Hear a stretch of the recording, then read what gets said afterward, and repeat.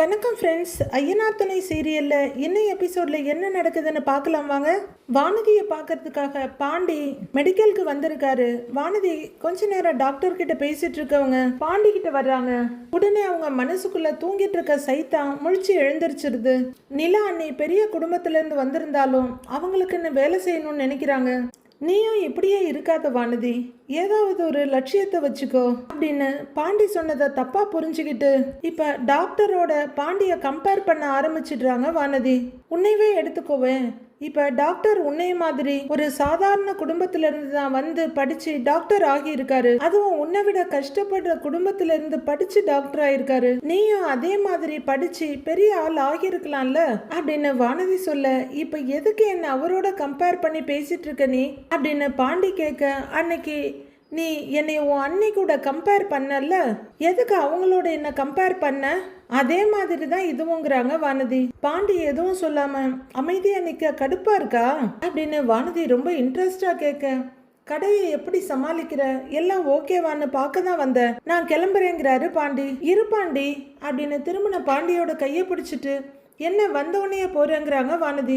எனக்கு வேலை இருக்குடி, சும்மா உன்னை பார்த்துட்டு போலான்னு தான் வந்தேன், இங்க எல்லாம் ஓகே தானே, மேனேஜ் பண்ணிக்க முடியும்ல அப்படின்னு பாண்டி கேட்க, இப்பதான் கொஞ்சம் கொஞ்சமா பழகுறேன் அப்படின்னு வானதி சொல்ல, சரி அப்ப பாத்துக்கோ வர்றேன், கடையில நிறைய வேலை இருக்குன்னு மறுபடியும் திரும்புறாரு பாண்டி.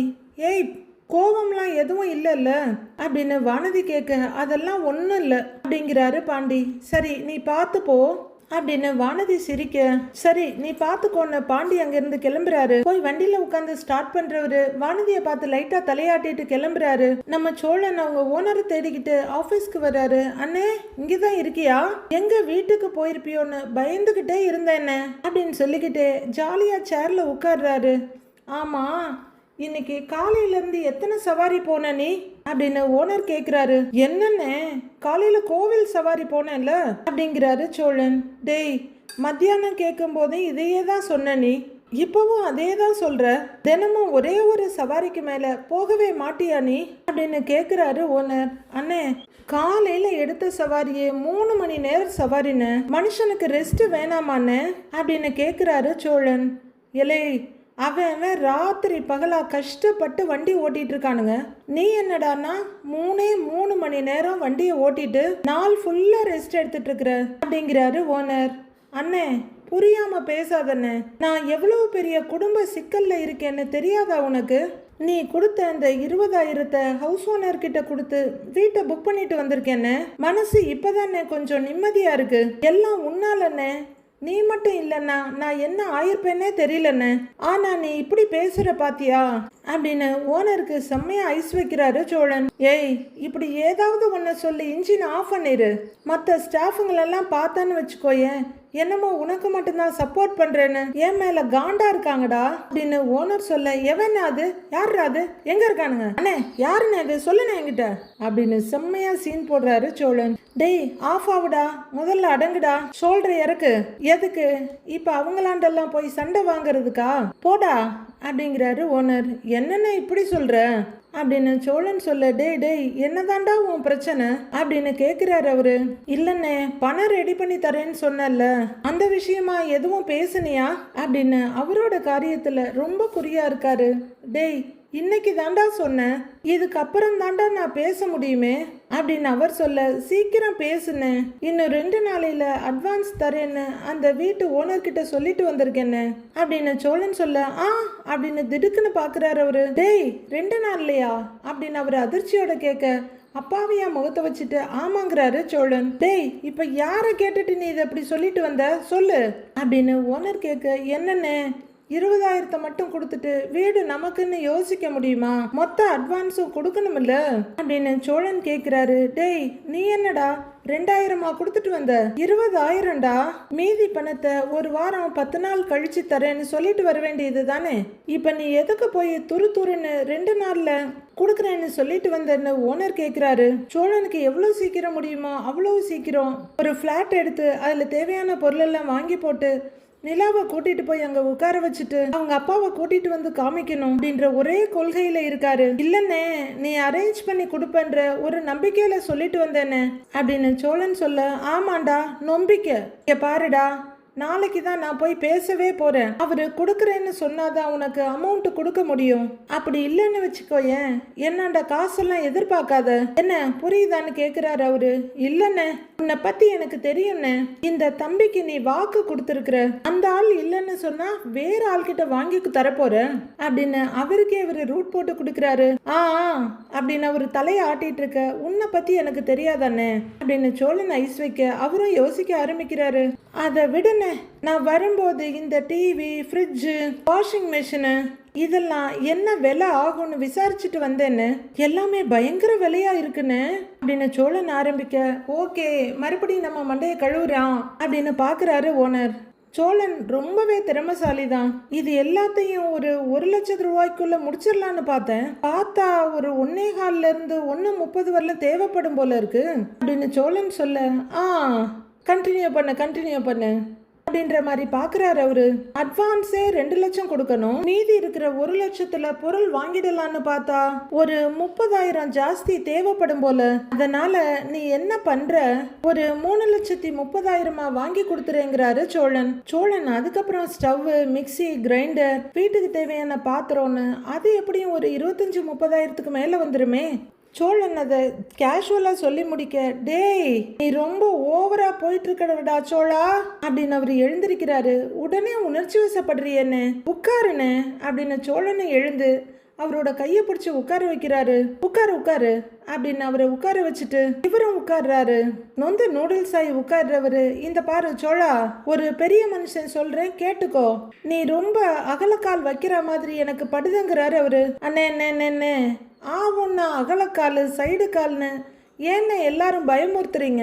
அப்படிலாம் இல்லைண்ணே, நான் இதெல்லாம் ஒரு காரணமாக தான் பண்ணுறேன். நிலாவோட அப்பா இருக்காருல்ல அப்படின்னு சோழன் ஆரம்பிக்க, அப்படின்னு அவரும் கொஞ்சம் இன்ட்ரெஸ்ட் ஆயிடுறாரு. அவரு ஒரு நாள் எங்க வீட்டுக்கு வந்தாரு. வீட்டுல ஒரு பொருளும் இல்ல, எப்படி என் பொண்ணு இந்த வீட்டுல சந்தோஷமா இருப்பான்னு சொல்லி ஒரு மாதிரியா பேசிட்டாருன்னு அப்படின்னு சோழன் சொல்லிட்டு அமைதியா இருக்க, இவரை ரொம்ப ஆர்வமா பார்த்துட்டு இருக்காரு. அவரே ஒரு ஃப்ளாட்டை வாங்கி இந்த பொருள் எல்லாம் வாங்கி போடுறேன், அந்த வீட்டுக்கு ஷிஃப்ட் ஆயிடுங்கன்னு மூஞ்சில் அடிச்ச மாதிரி சொன்னாரு அப்படின்னு சோழன் சொல்ல, டேய் இது நல்ல மேட்ரு தானேடா, இதை ஓகேன்னு அப்படியே சொல்ல வேண்டியதானேடா அப்படின்னு ஓனர் கேட்க, லூசானே நீ, அவரு காசுலேயே இது எல்லாத்தையும் வாங்கினா நாளைக்கு கேவலமா சொல்லி காட்ட மாட்டாரு அப்படின்னு ரொம்பவே தன்மானத்தோட சொல்றாரு சோழன். ஓ ஏண்டா உன் மாமனார் தானேடா அவரு அப்படின்னு முதலாளி கேட்க, யாரு அவரு? நோ, உனக்கு அவரை பத்தி தெரியல அப்படின்னு சோழன் சொல்ல, சொல்லுன்ற மாதிரி பாக்குறாரு. இதெல்லாம் அவரு செய்யறேன்னு சொல்றதே நாளைக்கு இதை வச்சு என்ன கேவலப்படுத்ததான் அப்படின்னு கரெக்டா புரிஞ்சிட்டு இருக்க சோழன், அதுக்கு நான் விட்டுருவேனாங்கிறாரு. அதனாலதான் கடன் வாங்கியாவது நிலாவை தனி குடித்தனம் கூட்டிட்டு போயிடணும்னு ஸ்ட்ராங்கா முடிவு பண்ணிட்டேன் அப்படின்னு சோழன் சொல்ல, சின்னதா சிரிக்கிறவரு, டேய் சோழா, நீ சொல்ற யோசனையெல்லாம் நல்லா தான் இருக்குது, ஆனா இவ்வளவு கடனை வாங்கிக்கிட்டு எப்படி ரிட்டர்ன் கட்ட போறேன்னு தான் எனக்கு புரியல அப்படிங்கிறாரு முதலாளி. அதெல்லாம் கட்டிக்கலான்னு நீ வேணா பாரு, இதுக்கப்புறம் நீ சொல்ற மாதிரி பகல வண்டி ஓட்டி கடனை கட்டிடலாம் அப்படின்னு ரொம்ப சவடால சொல்றாரு சோழன். யாரு? நீயே அப்படின்னு ஓனர் கேட்குறாரு. அண்ணே, இப்போ எனக்கு எந்த கமிட்மெண்ட்டும் இல்லை, அதனால அப்படியே கொஞ்சம் ஜாலியாக சுற்றிக்கிட்டு இருக்கிறேன். கடன்லாம் வாங்கி கமிட்மெண்ட்டுன்னு ஆயிடுச்சுன்னா ஓடி தானே ஆகணும், அப்போ பாப்ப இந்த சோழனோட ஓட்டத்தை அப்படின்னு சோழன் சொல்ல முதலாளி சிரிக்கிறாரு. ஒரு சிலர் கடன் வாங்குறதுக்கு முன்னாடியே அதை எப்படி கட்ட முடியும் அப்படின்ற சோர்ஸை ரெடி பண்ணிக்கிட்டு அவங்களால அவங்க பங்குக்கு முடிஞ்சதையும் கொஞ்சம் சேர்த்து வச்சுட்டு தான் கடனை பத்தி யோசிப்பாங்க. சிலர் கடன் கமிட்மெண்ட்னு இருந்தாதான் ஓட ஆரம்பிப்பாங்க. சோழன் 2வது ரகம் போல இருக்கு. ஒரு கடன்னு சிரிச்சுட்டு பணத்தை வாங்கிக்கிட்டு மொத்தமா ஓடாம இருந்தா சரிதான்டா அப்படின்னு சிரிக்க, அண்ணே என்னன்னு இப்படி புண்படுத்திக்கிட்டே இருக்கியே அப்படிங்கிறாரு சோழன். டேய் நீ பண்ற வேலை அப்படிடா அப்படின்னு சிரிச்சுக்கிட்டே முதல்ல இடத்த காலி பண்ண, ஆபீஸ மூடணுங்கிறாரு அவரு. ஏன்னே என்னன்னு அப்படின்னு சோழன் கேட்க, டேய் உன்னெல்லாம் நம்ப முடியாது, முதல்ல எழுந்திரி கிளம்பலாம் அப்படின்னு ஓனர் எழுந்திருக்க, என்னன்னு அவ்வளவுதானாங்கிறாரு சோழன். அவ்வளவுதான்டா வா அப்படின்னு அவர் சொல்ல, அண்ணே அண்ணே அண்ணே அப்படின்னு கெஞ்சிக்கிட்டு இருக்காரு. அண்ணே அண்ணே பார்த்து பண்ணுனே அப்படின்னு சோழன் சொல்ல, டேய் டைம் ஆச்சுரா, கடைக்கு கிளம்பணும், வாடா வாடா வா அப்படின்னு கூப்பிட்டுக்கிட்டு வெளியே கிளம்புறாரு அவரு. நிலா சோழனுக்காக காத்துக்கிட்டு இருக்காங்க வெளியே. அவரு எடுத்த காரியத்தை எப்படியாவது முடிச்சே தீருவேன்னு தான் ஒரே முடிவா சுத்திட்டு இருக்காரு. நிலா வெளியே தவிப்பா நடந்துட்டு இருக்கத நடேசனை பார்த்துட்டு ரோட்டை பாக்குறாரு. சோழனோட கேரக்டர் நம்ம அக்கம் பக்கத்துல பாக்குற ஒரு கேஷுவலான கேரக்டர். அவரோட கதாபாத்திரம் அப்படி. அதனால நம்ம சோழனா மட்டுமே பார்க்கலாங்க. நிலா அங்கேயும் இங்கேயும் நடந்துட்டு இருக்கத பாக்குற நடேசன், ஏமா மருமகளே, என்ன வாசல எட்டி எட்டி பாத்துக்கிட்டு இருக்கிற? உன் ஃப்ரெண்டு யாராவது வர்றாங்களான்னு நடேசன் கேக்குறாரு. ஃப்ரெண்டு வர்றாங்களா? அங்கிள், சோழன் இன்னும் வரல. சோழன் வர்றதுக்காக தான் வெயிட் பண்ணிட்டு இருக்கேன்றாங்க நிலா. ஏமா, அவன் வர்றதுக்காக நீ எதுக்குமா வெயிட் பண்ணிட்டு இருக்கிற? நீ போய் வீட்டுக்குள்ள உட்காரு. வர்றவனுக்கு வீட்டுக்குள்ள வர தெரியாதா என்ன அப்படின்னு நடேசன் கேட்க, நிலா அவரு ஒரு பார்வை பார்த்துட்டு ரோட்டை பாக்குறாங்க. அவரு ஒரு டம்ளர் எடுத்து குடிக்க நிலா அதை பார்த்துட்டு, ஆமா அது என்ன கையிலன்னு கேக்குறாங்க. தண்ணி அப்படின்னு அவர் சொல்லிட்டு மறுபடியும் குடிக்க போக, அது என்ன தண்ணின்னு கேக்குறாங்க நிலா. குடிக்கிற தண்ணி அப்படின்னு அவர் சொல்ல, நீங்க குடிக்கிற தண்ணியா இல்ல நான் குடிக்கிற தண்ணியா அப்படின்னு நிலா கேட்க, நீ என்ன மூலிகை தண்ணி ஏதாவது குடிக்கிறியான்னு நடேசன் கேக்குறாரு. நிலா அவரை ஒரு முறைச்சிட்டு, வெறும் தண்ணியா இல்ல சரக்கு மிக்ஸ் பண்ணிருக்கீங்களான்னு கேட்டேன் அப்படின்னு கேக்குறாங்க. அட வெறும் தண்ணி தாமா அப்படின்னு நடேசன் சொல்ல, நம்பலாமான்னு கேக்குறாங்க நிலா. நம்பலன்னா இந்தா நீயே குடிச்சு பாருன்னு டம்ளரை நீட்டுறாரு. ஆஹா, அதெல்லாம் ஒண்ணும் வேண்டாம், நான் நம்புறேன்றாங்க நிலா. இப்ப வாச்சும் உடம்பு மேல அக்கறை வந்துச்சே அப்படின்னு நிலா சொல்ல, அதெல்லாம் ஒன்றும் இல்லை, இன்னைக்கு எனக்கு மூடு இல்லைங்கிறாரு நடேசன். என் மேல சத்தியம் பண்ணினதுனால குடிக்காம இருக்கீங்கன்னு நினைச்சா மூடு இல்லாம தான் குடிக்காம இருக்கீங்களா அப்படின்னு நிலா கேட்டுக்கிட்டு இருக்க. அவர் என்னடா சொல்றதுன்னு யோசிக்கிறதுக்குள்ளேயே வண்டியோட ஹாரன் சவுண்டும் ஹெட்லைட் வெளிச்சமும் பளிர்னு வந்து சேருது. தா உன் புருஷன் வந்துட்டான், அவனை சட்டையை பிடிச்சி கேளு, ஏண்டா லேட்டுன்னு, என்ன ஆளை விடுங்கிறாரு நடேசன். எல்லாம் முறைக்க, பாரு வரான் பாரு அப்படிங்கிற நடேசன் மறுபடியும் டம்ளரை தலைகீழ கவுத்துட்டு இருக்காரு. சோழன் காரை நிறுத்திட்டு இறங்கி வர்றவரு, என்ன நிலா வாசல்ல நிக்கிறேன்னு கேக்குறாரு. சும்மாதான், நீங்க உள்ளர வாங்க அப்படின்னு ஏதோ உள்குத்தோட சொல்றாங்க நிலா. சோழனும் செருப்பு கழட்டிட்டு உள்ளர வர நிலா முன்னாடி வர்றாங்க. பல்லவனும் பாண்டியும் ஒரு சோஃபால உட்காந்து மொபைல் பார்த்துட்டு இருக்க, கையில ஒரு பாத்திரத்தோட வர்ற சேரன், டேய் சோழா வாடாங்கிறாரு. சாப்பிடலாமான்னு கேட்க, இருனே நான் ஃபேஸ் வாஷ் பண்ணிட்டு வந்துடுறேன் அப்படின்னு சோழன் சொல்ல, சரிடா போ அப்படிங்கிறாரு சேரன். கொண்டு வந்த பாத்திரத்தை பக்கத்துல ஸ்டூல்ல வச்சுட்டு, டேய் பாண்டி வெளியே தொடப்பம் இருக்கும், போய் எடுத்துட்டு வா, அவன் வர்றதுக்குள்ள இந்த இடத்தெல்லாம் பெருக்கிடலாங்கிறாரு. சரின்னு எழுந்து ஓடுறாரு பாண்டி. அவரு கிச்சன் பக்கமா போக, டேய் இந்த பக்கம் எங்கடா போற, தொடப்பம் வெளியே இருக்குடாங்கிறாரு சேரன். இந்த பக்கமா போய் எடுக்கலான்னு நினைச்சேன்றாரு பாண்டி. டேய் லூசாடா நீ, எதுக்குடா சுத்தி போய் எடுக்கிற, நேராவே போய் எடுத்துட்டு வர வேண்டியதானேன்னு கேக்குறாரு சேரன். சரிண்ணே அப்படின்னு நம்ம சமாளிப்பு வேலைக்கு ஆகல போலன்னு பாண்டி நேராவே போறாரு. பாண்டி தொடப்பத்தை எடுத்துட்டு வந்து கொடுக்க, சேரன் அதுக்குள்ள முறத்தை எடுத்துட்டு ரெடியா இருக்காரு. தொடப்பம் வந்ததும் அந்த இடத்த பெருக்க ஆரம்பிக்கிறாரு. அதுக்குள்ள Cholan face wash hand wash எல்லாம் பண்ணிட்டு ரிஃப்ரெஷ் ஆகி வர்றாரு. நிலா எதுவும் பேசாம அவரையும் முறைச்சுக்கிட்டு இருக்காங்க. இருக்குடா உனக்கு இன்னைக்கு என்ஜாய் அப்படிங்கிற மாதிரி பாண்டி மெதுவா பார்த்துட்டு அப்படியே லைட்டா தலையை திருப்பிக்கிறாரு. சோழன் நிலாவை பார்த்தவரு, என்ன நிலா ஏன் என்னையே ஒரு மாதிரி பார்த்துட்டு இருக்கன்றாரு. எங்க போனீங்கன்றாங்க நிலா. வேலைக்கு தான் போயிருந்த அப்படின்னு சோழன் சொல்ல, அது தெரியுது, நான் அத்தனை முறை ஃபோன் பண்ணல, ஏன் என் ஃபோனை எடுக்கல அப்படிங்கிறாங்க நிலா. வண்டி ஓட்டிட்டு இருக்கப்ப எப்படி நிலா போன் எடுக்க முடியும் அப்படின்னு சோழன் கேட்க, பல்லவனும் மொபைல பாக்குறத விட்டுட்டு இத சுவாரஸ்யமா பாக்குறாரு. இல்லையே, பல முறை நீங்க டிரைவிங்ல இருக்கும்போது போனை எடுத்து திரும்ப கால் பண்றேன்னு சொல்லிட்டு தானே போனை வைப்பீங்க, இன்னைக்கு அதை கூட எடுக்கலையே அப்படின்னு நிலா அப்படியே ஆராய்ச்சியா கேட்க, எடுப்பேன் தான் நிலா, ஆனா இது கொஞ்சம் பெரிய சவாரி, ரொம்ப லாங் போனேன், கஸ்டமருக்கு நான் போன் யூஸ் பண்ணாவே பிடிக்கல, அதான் எடுக்கலன்னு அடுக்கடுக்கா போய் சொல்லிட்டே போறாரு சோழன். டேய் ஏண்டா எதுக்குடா இதெல்லாம்ன்ற மாதிரி பாண்டி பார்த்துட்டு இருக்க, உங்களுக்கு நான் காலையில ஃபோன் பண்ணேன், நீங்க எடுக்கல, திருப்பி மறுபடியும் கொஞ்ச நேரம் கழிச்சு கால் பண்ணேன்னு நிலா சொல்ல, அதான் எடுத்தேனேங்கிறாரு சோழன். எடுத்தீங்க, எடுத்துட்டு நான் வேலையா இருக்கேன் அப்புறமா கூப்பிடுறேன்னு சொல்லி வச்சுட்டீங்க, இன்னும் கூடவா உங்களுக்கு அந்த அப்புறம் வரல அப்படின்னு நிலா கேட்க, ஏன் நிலா இவ்வளவு சீரியஸா கேள்வி கேட்டுட்டு இருக்கு அப்படின்னு சேரன் பாத்துக்கிட்டு இருக்காரு. பாண்டியும் பல்லவனும் எதுவும் பேசாம இவங்க 2 பேரையே பாத்துட்டு இருக்காங்க. அது அது மறந்துட்டேன் நிலா அப்படின்னு அவரு ஒரு சமாளிப்பு சிரிப்பு சிரிக்க, நீங்க அப்படிலாம் மறக்கிற ஆள் இல்லையே அப்படின்னு நிலா கேட்க, சரி மறந்துட்டேன், அதுக்கு என்ன இப்போங்கிறாரு சோழன். அவர் முகத்திலேயே தெரியுது அவர் சமாளிக்கிறாரு, பொய் சொல்றாருன்னு. எல்லாரும் அவங்களையே பார்த்துட்டு இருக்க, ஏன் உள்ளர என்ன நடக்குதுன்ற மாதிரி நடேசனை கவனிக்கிறாரு. சரி எங்க சவாரி போனீங்க அப்படின்னு நிலா கேட்க, அது அது அது வந்து யோ எங்க மறந்துட்டனே அப்படின்னு அவரு தடுமாறிக்கிட்டு இருக்க, போன இடத்த சொல்லவா இவ்வளவு யோசிக்கிறீங்க அப்படின்னு நிலா கேட்க, யோ பேரு வாயில நுழைய மாட்டேங்குது, அது எங்க அப்படின்னு மண்டையை பிச்சுக்கிறவரு, இந்த சிறுவாபுரி முருகன் கோவில் இருக்குல்ல அது வரைக்கும் போயிட்டு வந்தேன், அதுதான் கொஞ்சம் லேட் ஆயிடுச்சுங்கிறாரு சோழன். நடேசன் ரொம்ப ஷார்ப்பா இதை கவனிச்சிட்டு இருக்காரு. ஒருவேளை அவரும் சிறுவாபுரி போயிருப்பாரோ. ஓ நீங்க கோவிலுக்கு போனீங்களா என்ன அப்படின்னு நிலா கேட்க, இல்ல இல்ல நிலா, கஸ்டமரை வெளியே விட்டுட்டு நான் பார்க்கிங்ல வெளியே வெயிட் பண்ணிட்டு இருந்தேன் அப்படின்னு சோழன் சொல்ல, வசமா மாட்டிக்கிட்டடி தங்கன்ற மாதிரி வெளியே வெயிட் பண்ணீங்களா அப்படின்னு நிலா கேட்க, அவரும் ஆமான்னுடுறாரு. அப்ப நீங்க வெயிட் பண்ண நேரத்துல எனக்கு ஃபோன் பண்ணி இருக்கலாமே அப்படின்னு நிலா கேட்க, ஐயோ பாயிண்டா கேக்குறாளே அப்படின்னு அவரு மொழியா முழிக்கிறாரு. சிக்குனடா நீ இன்னைக்கு அப்படின்னு நெத்தில வழியிற வியர்வையை தொடச்சிட்டு நிக்கிறாரு பாண்டி. அது ரொம்ப நேரம்லாம் வெயிட் பண்ணல நிலா, கோவில்ல இன்னைக்கு கூட்டமே இல்ல, நான் பார்க் பண்ண இடம் தேடிக்கிட்டு இருந்த கேப்ல அவங்க சாமியை கும்பிட்டுட்டு வெளியவே வந்துட்டாங்க. மறுபடியும் பார்க்கிங்ல இருந்து வண்டி எடுத்துக்கிட்டு அவங்கள பிக்கப் பண்ண போனேன், ஏன்டா பார்க் பண்ண போனோம்னு ஆயிடுச்சு, அதான் உங்ககிட்ட பேச முடியலங்கிறாரு. கொஞ்சம் யோசிச்சா அவருக்கே அந்த முரண்பாடெல்லாம் தெரியும். கோவில்ல கூட்டமே இல்ல, ஆனா பார்க்கிங் மட்டும் நிரம்பி வழிஞ்சுதா.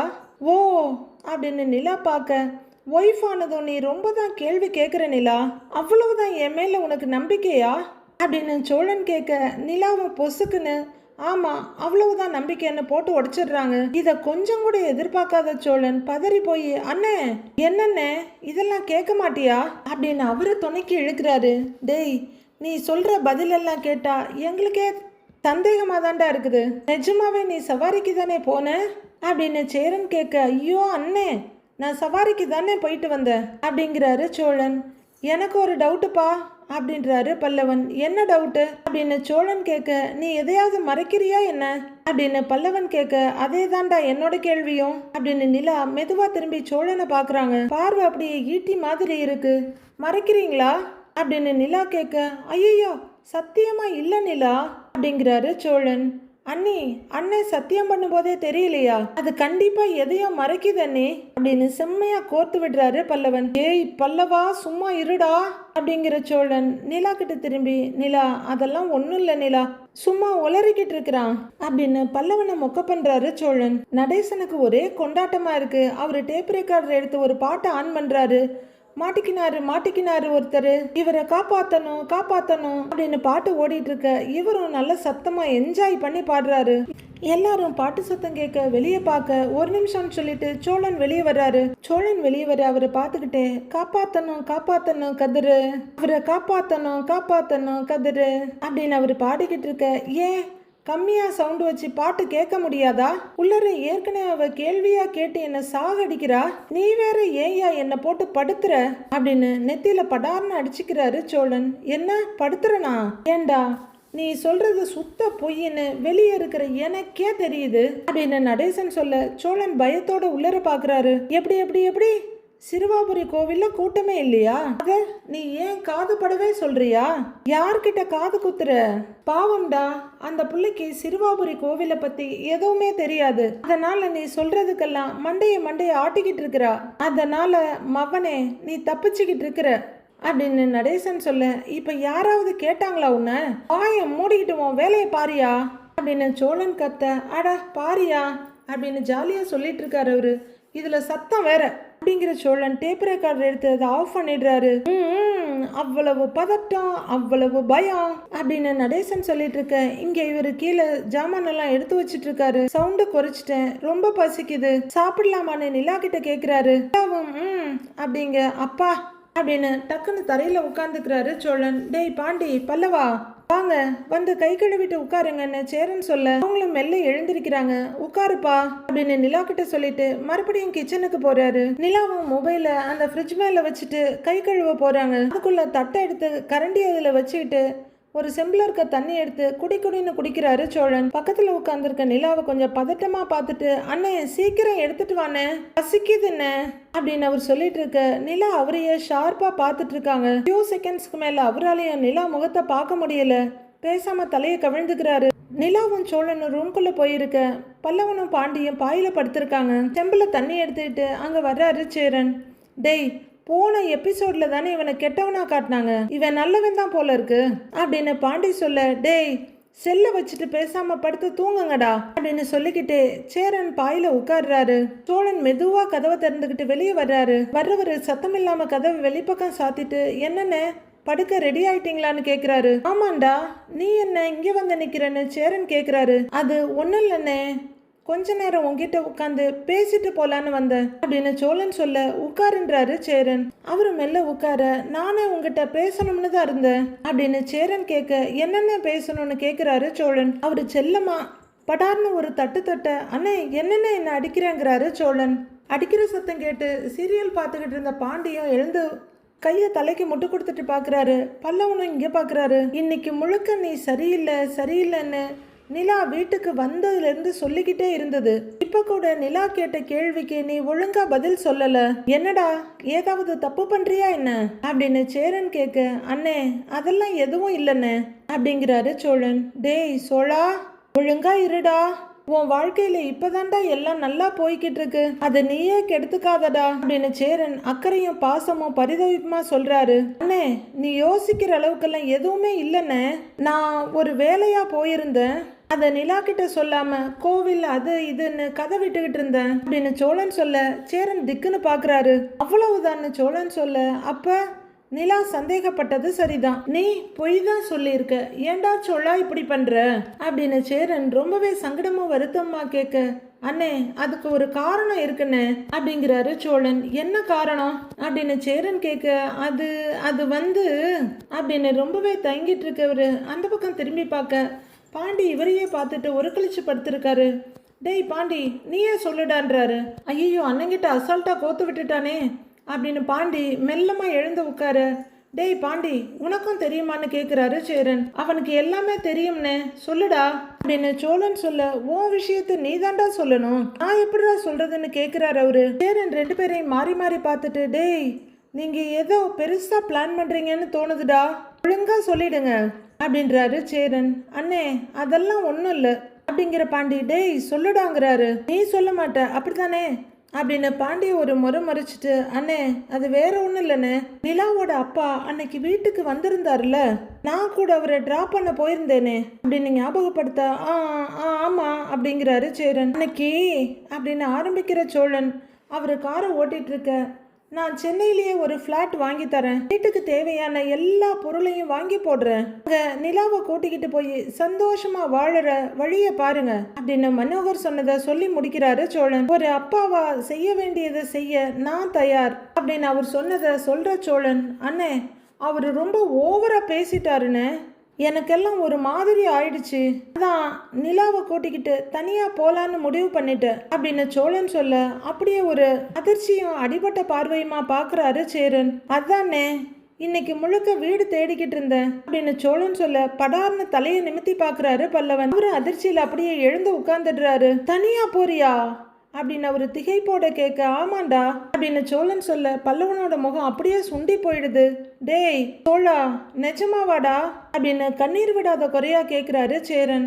ஆமாண்ணே அப்படின்னு சோழன் சொல்ல, பாண்டி அமைதியா பார்த்துட்டு இருக்காரு. ஆனா பல்லவன் பயங்கர பரிதவிப்பும் அதிர்ச்சியுமா பார்த்துட்டு இருக்காரு. எதுவுமே இல்லாத இந்த வீட்டுல என் பொண்ணை எப்படி சந்தோஷமா பாத்துக்குவேன்னு அவரு கேக்குறாருன்னு அதுக்கு என்கிட்ட பதிலே இல்லையே அப்படின்னு சோழன் பேச, அண்ணன் தம்பி ரெண்டு பேரும் அப்படியே உறைஞ்சு போய் உட்கார்ந்துருக்காங்க. நீங்களே பேசி ஒரு முடிவுக்கு வாங்கன்னு பாண்டி அமைதியா உட்கார்ந்துருக்காரு. அதான் நல்லதா ஒரு வீடு பார்த்து வீட்டுக்கு தேவையான பொருள் எல்லாம் வாங்கி போட்டு நிலாவை எந்த கஷ்டமும் இல்லாம சந்தோஷமா பார்த்துக்கணும்னு முடிவு பண்ணிட்டேன் அப்படின்னு சோழன் சொல்ல, நீயும் நிலாவும் தனியா போக போறீங்களாடா அப்படின்னு சேரன் கேட்குறாரு. ஆமாண்ணே, அதை தானே இப்ப சொல்லிட்டு இருந்தேன்றாரு சோழன். அவர் சொன்னா சொல்லிட்டு போறாருன்னு விட வேண்டியதானேண்ணே. நீ இன்னொரு வீடு பாக்குற அளவுக்கு போகணுமான்னு பல்லவன் கேக்குறாரு. அண்ணே, அன்னைக்கு இதெல்லாம் தெரியுமான்னு பல்லவன் கேக்குறாரு. டேய், உன் அன்னைக்கெல்லாம் இதெல்லாம் ஒன்னும் தெரியாதுடா. வீடு செட் ஆனதுக்கு அப்புறம் சொல்லிக்கலான்னு தான் வெயிட் பண்றேன். அப்புறம் நீ சொன்ன மாதிரி அவர் பேசினா பேசிட்டு போகட்டும்லாம் விட முடியாதுடா. அவர் என்ன குறை சொல்ல அவருக்கு லட்சம் விஷயம் இருக்கு. அதெல்லாம் கூட நான் எப்படியாவது சமாளிச்சிடுவேன். நான் வீடு மேட்டர்ல என்கிட்ட சொல்றதுக்கு பதிலே இல்லை. இந்த வீட்டை எனக்கே பிடிக்கல. இதுல நிலாவை வேற இங்க இருக்க சொல்றதுல நியாயமா அப்படின்னு சோழன் கேட்க, அண்ணி இல்லாம எப்படி நேங்குறாரு பல்லவன். நல்லாவே இருக்காது அப்படின்னு அவரு ரொம்பவே சங்கடப்பட, டேய் அப்படின்னு சோழன் கூப்பிட பல்லவன் கவலைக்குள்ள முழுகி போயிடுறாரு. உடனே பாண்டி பதறி போய், அண்ணே அழுவுறியான்னு கேக்குறாரு. உடனே சேரன் சமாளிச்சுக்கிட்டு, இல்லடா அப்படின்னு கண்ணீரை தொடைக்கிறாரு. இல்ல, அழல.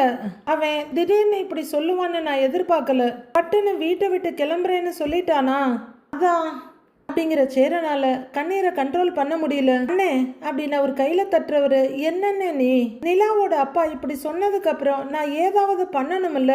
இல்லன்னா அவரே வீடு பார்த்து கொடுக்குறேன்னு சொல்றாருன்னு அதெல்லாம் நடக்க விட முடியுமான்னு. அப்புறம் நான் பார்த்த வீடுன்னு அதிகாரம் பண்ணிக்கிட்டு அங்க வந்து உட்கார்ந்துருவாருன்னு அதெல்லாம் எனக்கு பெரிய தலைவலின்னு. இது எல்லாத்துக்கும் மேல நிலா ரொம்ப பாவம் இல்லைன்னு. அவ கொஞ்சம் வசதியா இருக்கணும்ல, அது முக்கியம் இல்லையான்னு அப்படின்னு சோழன் கேட்க, நீ சொல்றதெல்லாம் கரெக்டு தான்டா, எனக்கும் புரியுது அப்படின்ற சேரன் மறுபடியும் கண்ணீரை தொடச்சி அவரை திடப்படுத்திக்க முயற்சி பண்றாரு. சரி, வீடெல்லாம் பார்த்துட்டியா அப்படின்னு சேரன் கேட்க, அப்படின்ற மாதிரி தலையாட்டிட்டு இருக்காரு. சோழா, ரொம்ப தூரமாலாம் போயிடாத அப்படின்னு சேரன் சொல்ல, ரொம்ப தூரம்லாம் இல்லைன்னு பக்கத்துல தான் பார்த்துருக்கான்றாரு பாண்டி.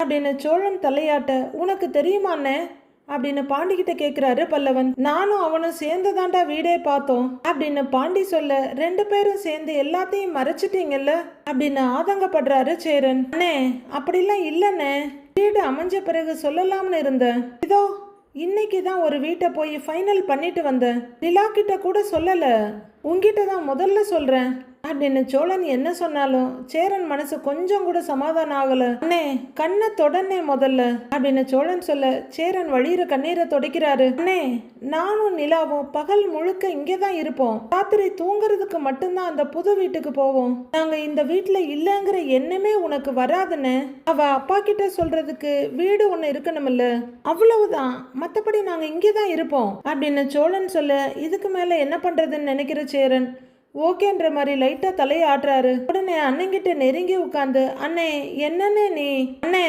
அப்படின்னு சேரனை சமாதானப்படுத்த முயற்சி பண்றாரு சோழன். அவரு ரொம்பவே கண்ணீர் விட்டுட்டு இருக்க, கண்ணை தொடனே முதல்ல, சின்ன புள்ள மாதிரி அழுதுகிட்டு இருக்கிற அப்படின்னு அவரு சமாதானப்படுத்துறாரு. திடீர்னு சொன்னியா, அதான் ஒரு மாதிரி ஆயிடுச்சுடா.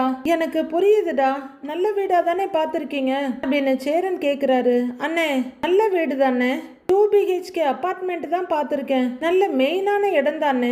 டோக்கன் அட்வான்ஸ் எல்லாம் வேற கொடுத்துட்டேன். நாளைக்கு நீ வந்து வீட்டை பாரு, சரியானு கேட்குறாரு சோழன். பரவாயில்லடா, உனக்கு பிடிச்சா எனக்கு பிடிச்ச மாதிரி தான் அப்படின்னு ரொம்பவே பெருந்தன்மையா முடிச்சுக்கிறாரு சேரன்.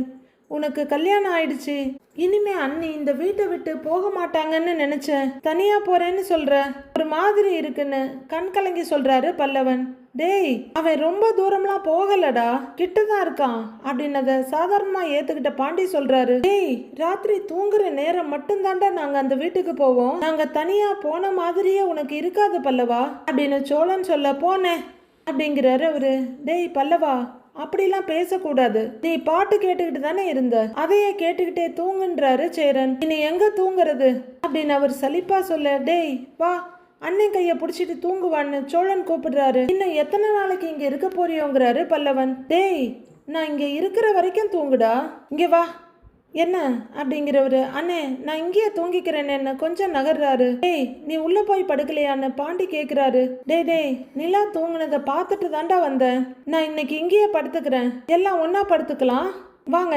டேய் படுறா அப்படின்னு பல்லவனை படுக்க வச்சுட்டு பல்லவனுக்கும் சேரனுக்கும் இடையில சோழன் படுத்துக்கிறாரு. படுத்த பல்லவனோட கையை இழுத்து தன்னோட மேல போட்டுக்கிறாரு சோழன். சேரன் படுத்துட்டாலுமே கண்ல இருந்து வழியிற கண்ணீர் நிக்கவே இல்லை அவருக்கு. நேரா படுத்து யாருக்கும் காட்டி கொடுத்துட வேணாம்னு நினைக்கிறவரு அப்படியே ஒரு கழிச்சு படுத்துட்டு கண்ணை தொடச்சிட்டே இருக்காரு. நல்லா போய்கிட்டு இருந்த நதியில மனோகர் குறுக்க பூந்து கும்மி அடிச்சிட்டாரு. அதுக்கு சோழனும் பலியாயிட்டாரு. நிலா இதுக்கு ஒரு நாளும் ஒத்துக்க போறதே இல்ல அப்படின்னு தான் நாம நினைக்கிறோம். அடுத்து என்னென்ன நடக்க போகுதுன்னு வர எபிசோட்ல பார்க்கலாம் friends. Have a happy Sunday.